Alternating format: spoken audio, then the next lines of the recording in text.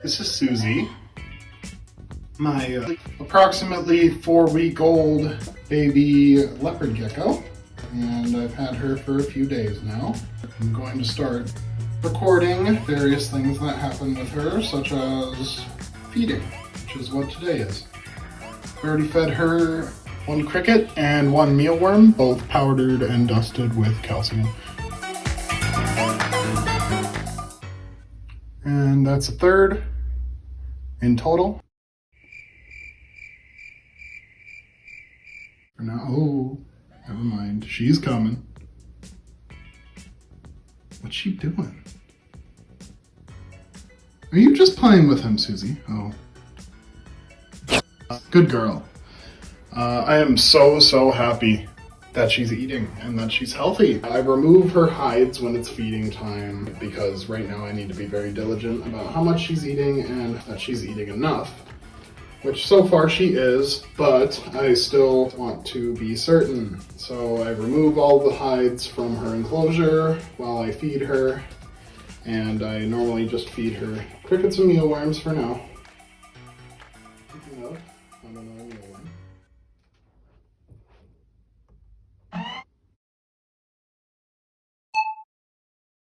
Still 1 more cricket in here.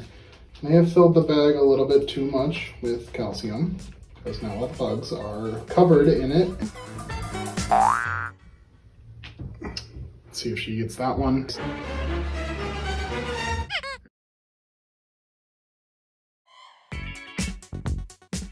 All right, there's still 1 more mealworm in there for her, and it's actually quite a big one. She's been able to eat the bigger ones and pass it just fine. I've been paying attention to her. She normally poops a couple hours after feeding, and it's normally always in the same spot because leopard geckos do that. But I made sure to drop that one somewhere where she can see. It's right there. I'm calling it a she. It's too young to gender her, but her name is Suzy, so I kind of just went with that. Here she goes. There we go. That's a good one. Okay, so I'm back a little bit later. She has eaten everything. I just want to do a quick run through of her husbandry, daily care, and enclosure setup. So in my enclosure, I have these. It acts as like foliage, but also, you know, kind of a hide. She goes in here underneath the leaves sometimes and up around here. I just feel like it adds a little bit more security to her area. I got everything in here from a local pet supply store. I got her herself from a PetSmart, but that was the only thing that I purchased. And considering Reptiles by Mac is already under attack, under investigation for counts of animal abuse, I'll assume that the internet's going to take care of that. And I joined the rewards program, even though I'm not going to be going back there. I joined the rewards program because it actually took $10 off the animal itself. The less money you give them, the better. So this is her cool hide here. Normally ranges from around 75 to 80 degrees. I check it multiple times a day. Over here is where we got her heat mat. It is not under tank heating because the adhesive that it came with was very shoddy. She's actually in here right now. This is her hot hide slash humid.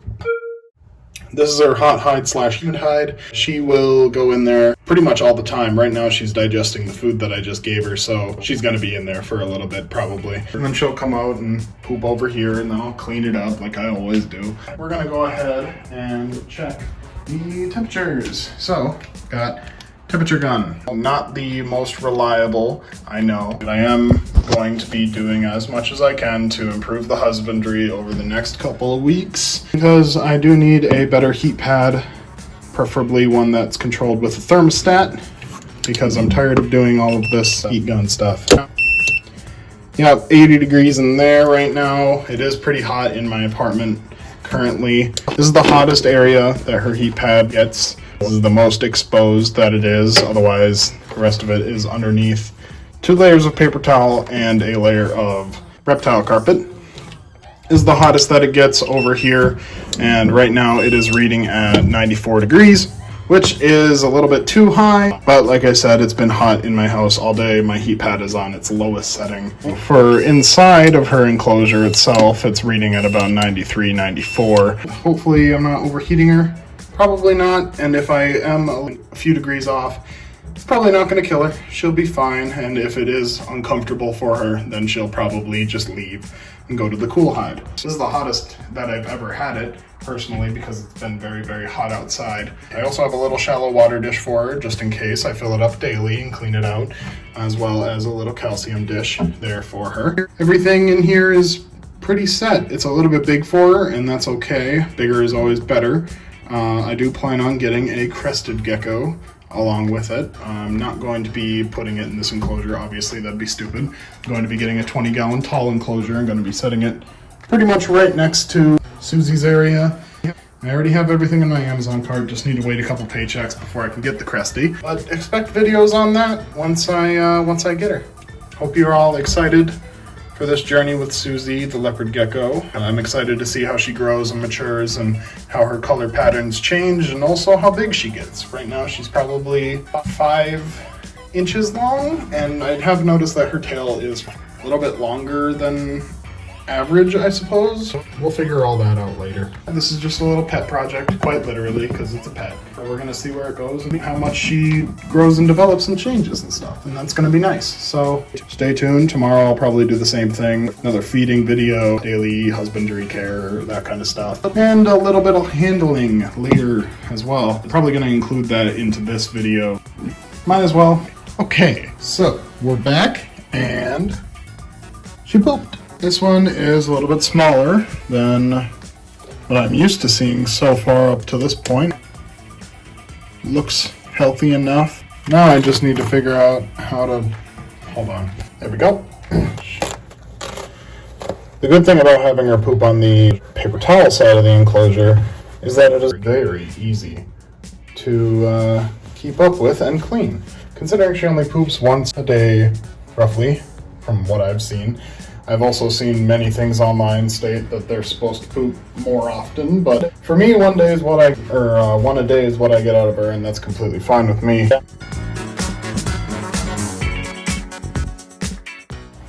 Gotta make sure it's all lined up with the edges because the crickets do like to come down here if I don't monitor her while she's eating, which I try to do anyway.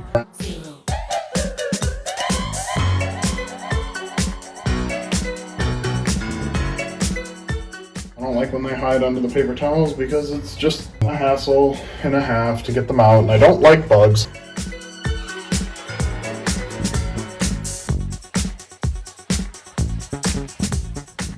I've been getting actually a little bit more better around bugs as well because of her, which is nice.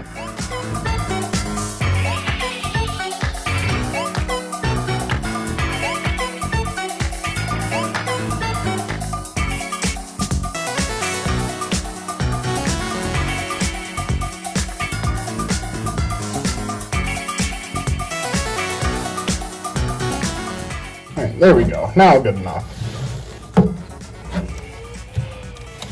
If you're wondering why I'm sliding it, it's to make sure that the reptile carpet is laid flat and flush with the ground of the terrarium, which actually used to be an aquarium. I'm going to throw this away and we'll be back for some handling. Okay, so now we actually have her in my hands and we're doing a little bit of handling now. Bet you didn't think you'd get to see my face in these videos. Guess what? You will. She's a little bit skittish, obviously, since she's a baby. A lot of people don't recommend that you do handling this young and when they're not fully settled in. I haven't had her for 2 weeks. A lot of people say that you should wait until they've settled into their new habitat for 2 weeks before you go ahead and start handling them. But I've been handling her for the past few days now, getting more used to her behavior, and she's getting more used to mine. Normally what we do is we just kind of sit down and chill out, watch TV for 15 minutes, and that's just kind of how we do stuff. I'm gonna go ahead and throw on the TV and just kind of hang out with her. You guys can watch.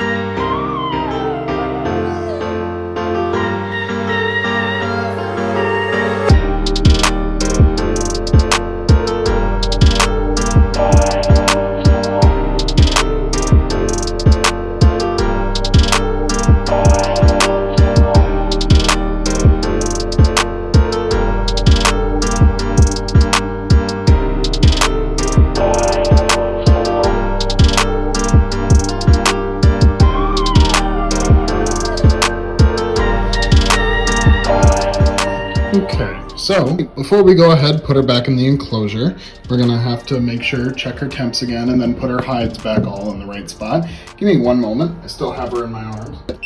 Cool hide temp at 80, 92.8, 89.4. We're just scanning different spots of it. 90, 83. My bad, I was trying to... She was climbing on my shoulder there for a sec. I'm trying to keep her up, but she just keeps trying to be rambunctious. Sweetie, you can't climb down my arm. Come on, just stay still for a little bit, please. Alright, so on this paper towel, it's a little bit cooler. I have that set up on purpose, because if this ever gets too hot on the green here, then she has a little bit of an area with a little bit more separation going on. Got to make sure to have the heat gradient within the heat gradient.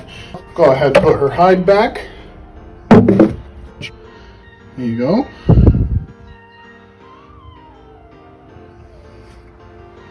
And into the hide, probably. Yep, there she goes. She's getting slower and slower at going into her hide, which I actually like, because maybe that means she's not quite as afraid of me as she used to be a few days ago. But anyway, thanks guys for stopping by. Hope to see you next time. We're going to continue this journey, and it's going to be a little bit more of a long thing, but you'll watch her grow and develop with me, and you'll watch me grow and develop as a reptile daddy. Don't call me that.